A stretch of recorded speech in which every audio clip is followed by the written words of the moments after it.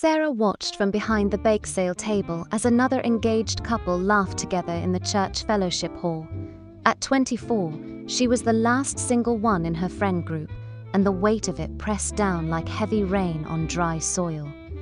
Her parents' divorce 5 years earlier had left her terrified of being alone, of ending up like her mom, crying at the kitchen table every night. Then he walked over, carrying a guitar case and a warm smile that made her forget her worries in an instant. "Those faith, hope, love cookies look amazing," he said, his voice soft as a hymn. "I'm David. I just started leading worship at the new church plant on the east side." They talked for an hour, discovering they both loved old gospel hymns and had grown up in small towns.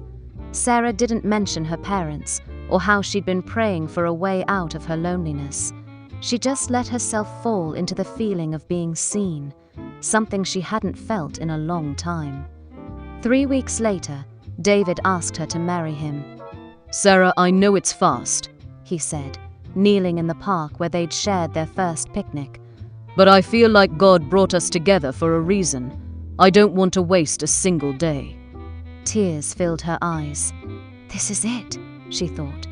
"This is how I fix everything." Her mom held her hands that night, her face lined with concern. "Sweetheart, let's take time to pray about this. Let's talk to Pastor James. Let's make sure this is what God wants for you both." "I already know it is," Sarah insisted. "I can feel it in my heart." Pastor James pulled them aside after they announced their engagement to the church. "Marriage isn't just about feelings," he said gently. "It's a covenant before God. Have you talked about how you'll handle money, where you'll worship, how you'll raise children if the Lord gives them to you?" David squeezed her hand. "We'll figure those things out as we go. Love will see us through." Sarah nodded, too eager to start her new life to hear the caution in his words. They married 3 months later, under a canopy of white roses in the church courtyard. As she said her vows, she thought, finally, no more loneliness. 6 months later, loneliness felt like an old friend she'd never truly escaped. David was rarely home, late nights at the church, planning tours, meeting with musicians.